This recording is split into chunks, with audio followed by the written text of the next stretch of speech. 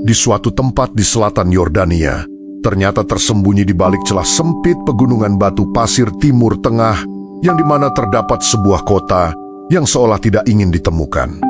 Ia tidak menampakkan dirinya dari kejauhan, tidak berdiri menjulang di dataran yang luas seperti kota-kota besar lainnya.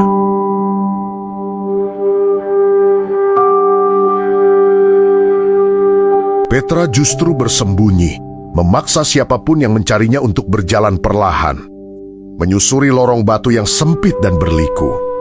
Dan ketika akhirnya terbuka, kota itu sebenarnya tidak menyambut dengan suara, tapi justru dengan diam yang penuh makna. Pertanyaan pun muncul, bukan tentang keindahannya, tapi tentang manusia seperti apa yang mampu menciptakan keajaiban ini. Lalu mereka memilih untuk menghilang bersama waktu.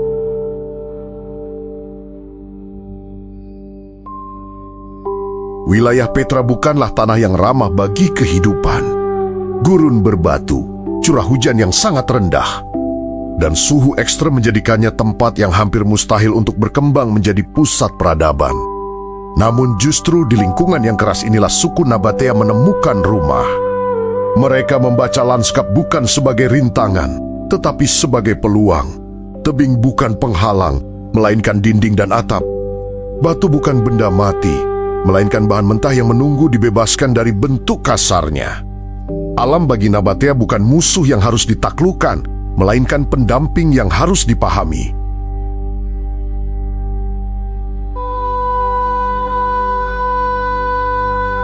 Suku Nabatea mulai dikenal dalam catatan sejarah sekitar abad ke-4 sebelum Masehi.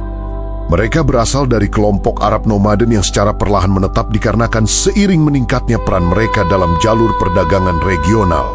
Letak dari Petra yang sangat strategis inilah menjadikan Petra sebagai rute dagang yang dapat menghubungkan negara-negara di Timur Tengah.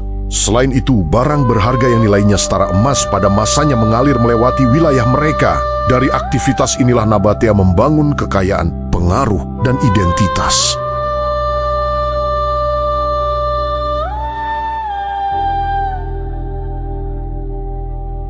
Berbeda dengan banyak bangsa kaya lainnya, Nabatea tidak mengekspresikan kejayaan mereka melalui istana megah yang berdiri di atas tanah. Mereka memilih memahat gunung itu sendiri, dengan alat sederhana. Kemungkinan besar hanya pahat besi dan palu batu. Mereka menghilangkan lapisan demi lapisan batu pasir hingga bangunan muncul dari dalam tebing. Proses ini bukan hanya soal kekuatan fisik, tetapi visi jangka panjang. Setiap kesalahan tidak bisa diperbaiki. Setiap garis pahatan bersifat final. Ini adalah arsitektur yang menuntut kesabaran dan ketepatan yang luar biasa. Bangunan paling terkenal di Petra adalah Al-Kasna atau The Trisuri. Seringkali disalahpahami sebagai simbol kekayaan semata. Padahal, fungsinya kemungkinan besar adalah makam kerajaan atau tempat ritual penting. Fasadnya menunjukkan pengaruh Yunani Romawi, dengan kolom Korintus dan ornamen klasik. Tetapi struktur dari keseluruhannya tetap Nabatea. Inilah yang mencerminkan karakter mereka sebagai bangsa yang terbuka terhadap budaya luar, namun tidak kehilangan jati diri. Mereka menyerap, menyesuaikan, dan memadukan tanpa pernah sepenuhnya meniru. Keajaiban sejati Petra tidak hanya terletak pada bangunan, melainkan pada air. Di wilayah yang hampir tidak memiliki sumber air alami ini, suku Nabatea menciptakan sistem pengelolaan air yang luar biasa canggih untuk ukuran dunia kuno. Mereka memahat saluran air di tebing untuk membangun bendungan yang dapat menahan banjir bandang. Tidak hanya itu saja, ternyata mereka juga sudah menciptakan tangki penyimpanan yang besar agar nantinya ini bisa menampung air hujan selama musim kering. Sistem ini tidak hanya memungkinkan Petra bertahan, tetapi berkembang menjadi kota besar dengan populasi ribuan jiwa.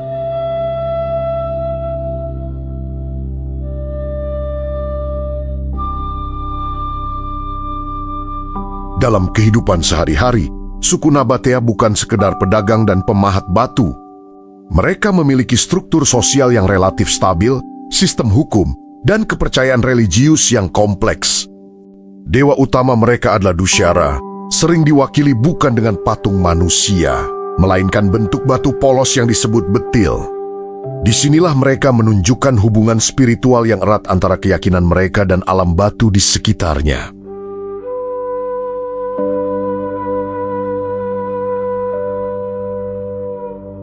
Bagi suku Nabatea, yang sakral tidak selalu harus berbentuk wajah atau tubuh, melainkan bisa hadir dalam keheningan dan kesederhanaan.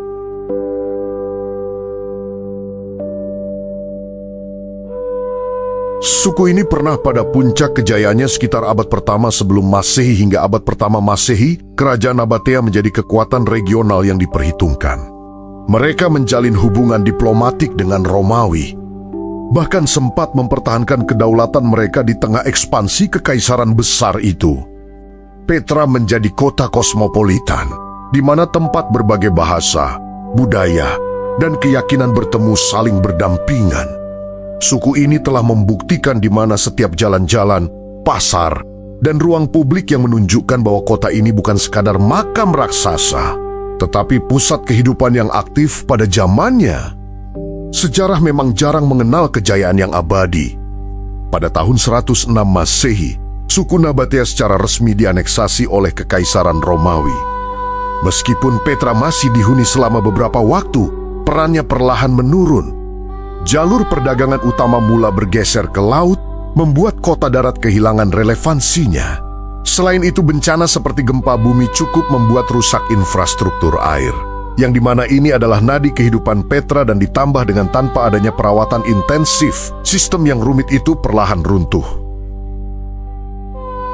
Petra tidak dihancurkan oleh perang, tetapi oleh perubahan dunia. Seiring berjalannya waktu, kini kota itu ditinggalkan. Pasir dan debu menutup jalan-jalannya. Tebing-tebingnya kembali sunyi, bahkan nama Petra menghilang dari peta dunia barat. Dan seolah peradaban yang menciptakannya tidak pernah ada. Kota ini hanya dikenal oleh masyarakat lokal dan para pengembara gurun. Hingga pada awal abad ke-19, seorang penjelajah Eropa bernama Johann Ludwig Burckhardt. Dia berusaha mencatat kembali keberadaannya dan membuka kembali tabir yang telah lama tertutup. Tidak ada kisah kehancuran heroik dan tidak ada catatan perang besar. Mereka pergi dengan senyap, seolah mereka percaya bahwa batu akan lebih jujur menyimpan kisah mereka daripada kata-kata. Dalam keheningan Petra, kita tidak menemukan propaganda kejayaan. Tetapi yang ada hanya jejak kecerdasan, adaptasi dan kesadaran akan keterbatasan manusia di hadapan alam. Hari ini, Petra berdiri bukan sebagai salah satu warisan budaya terbesar umat manusia. Ternyata sampai hari ini Petra dikunjungi jutaan orang, bahkan juga difoto dari berbagai sudut dan dikagumi karena keindahannya. Namun lebih dari itu, Petra adalah pengingat bahwa peradaban tidak selalu dibangun dengan dominasi dan kekerasan. Justru Petra lahir dari kesabaran dan dari keputusan untuk hidup selaras dengan lingkungan, bukan melawannya. Ketika matahari tenggelam dan bayangan panjang menutup fasad-fasad batu Petra, kota itu kembali ke keadaan alaminya yang sunyi, tenang, dan penuh rahasia. Suku Nabatea kini tidak lagi ada sebagai bangsa, tetapi karya mereka masih berbicara. Dan selama manusia masih bertanya bagaimana peradaban bisa lahir di tempat yang tampaknya mustahil, Petra akan selalu menjadi jawabannya.